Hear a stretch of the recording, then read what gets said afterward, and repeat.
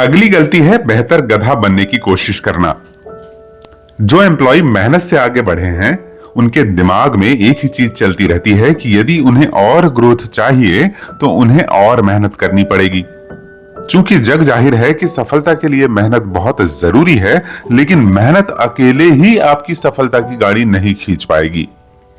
इसलिए मेहनत के साथ आपको और भी स्किल सीखना पड़ेगा। यानी सफलता के लिए आपको बेहतर गधा नहीं बनना है, बल्कि गधे की कैटेगरी से ही बाहर निकलना है। क्योंकि मेहनत उस कुल्हाड़ी के वार की तरह है जो पेड़ काटने के लिए जरूरी तो है, लेकिन कुल्हाड़ी की धार पर ध्यान नहीं देने से मेहनत ज्यादा लगेगी। लेकिन यदि आप हर पेड़ काटने के बाद कुल्हाड़ी की धार तेज करते हैं तो कम मेहनत में ज्यादा पेड़ काट पाएंगे। यहां पर धार का मतलब कुछ जरूरी स्किल, आदतों और गुणों से है जो आपको समय रहते सीखने की जरूरत पड़ेगी।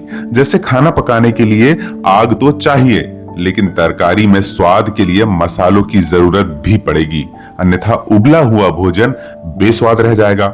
उसी तरह सफलता रूपी भोजन में निश्चित रूप से आग का काम आपकी मेहनत करेगी, लेकिन मसाले यानी आदतें, दृष्टिकोण और स्किल भी चाहिए। इसलिए आवश्यक बदलाव करते रहें।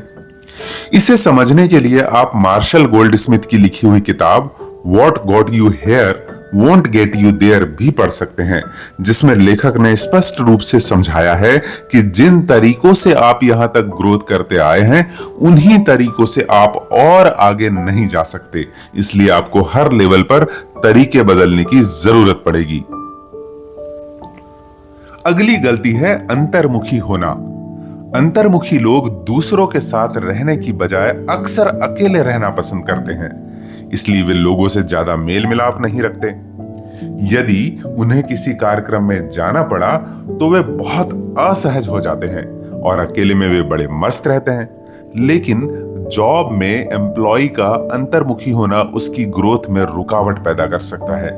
हालांकि कोई मूर्तिकार, चित्रकार या लेखक, कवि, सिंगर, संगीतकार या एक्टर इसके अपवाद हो सकते हैं। इन्हें छोड़कर जिस फील्ड में भी आप जॉब करते हैं, वहां पर आपको बाह्यमुखी यानी एक्सट्रोवर्ट होने में ज्यादा फायदा मिलेगा, क्योंकि लोग अब मटेरियल सक्सेस को महत्व देने लगे हैं और पैसे कमाने के लिए आपको किसी ना किसी तरह की सोशल स्किल या सोशल इंटेलिजेंस की जरूरत पड़ेगी।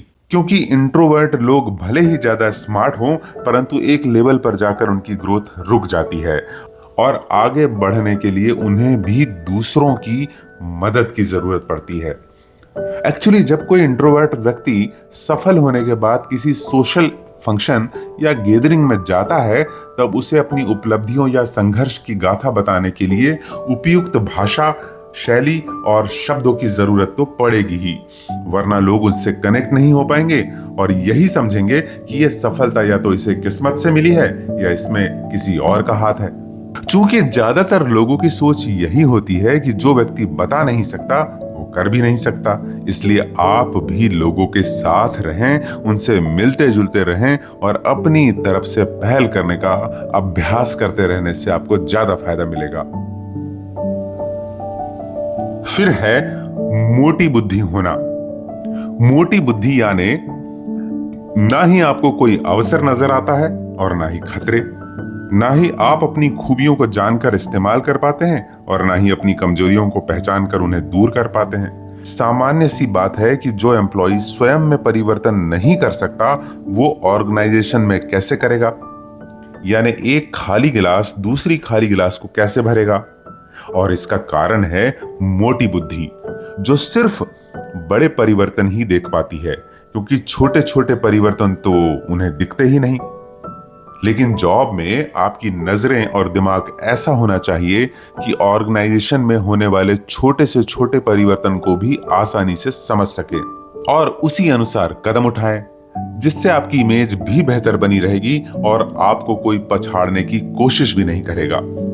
क्योंकि जो एम्प्लॉय दूसरों पर बिल्कुल ध्यान नहीं देते या फिर उन्हें अवसरों को पहचानना नहीं आता, वे अवसरों को छोड़ देते हैं। वहीं कुशाग्र बुद्धि वाले एम्प्लॉय ऐसे अवसरों का भरपूर फायदा उठाकर मैनेजमेंट के चहेते बन जाते हैं। यहां पर हमेशा वे एम्प्लॉय फायदे में रहते हैं जो अपनी नजर गिद्ध जैसी बनाए रखते हैं, या मछली पकड़ने वाले व्यक्ति की तरह कांटे पर ही आंखें गड़ाए रहते हैं।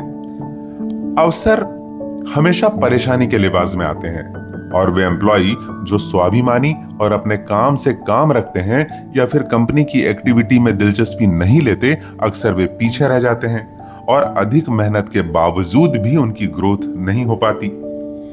एक कहावत है कि अवसर आपका दरवाजा नहीं खटखटाएगा, बल्कि आपको ही उसे ढूंढने के लिए घर से बाहर निकलना पड़ेगा। अगली गलती है चतुराई को नमक जैसे इस्तेमाल नहीं कर पाना।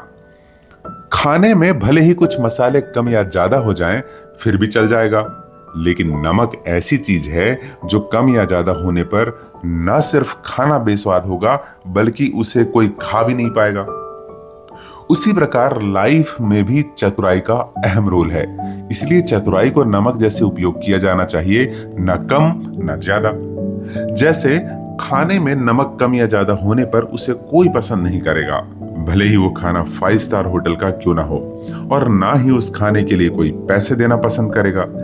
ठीक उसी प्रकार यदि आप में चतुराई नहीं है और आप अत्यंत सीधे साधे भोले भाले टाइप के एम्प्लॉय है, तो ना लोग आपको सम्मान देंगे और ना ही आपकी किसी जगह गिनती होगी, बल्कि हर जगह आपको नजरअंदाज ही किया जाएगा।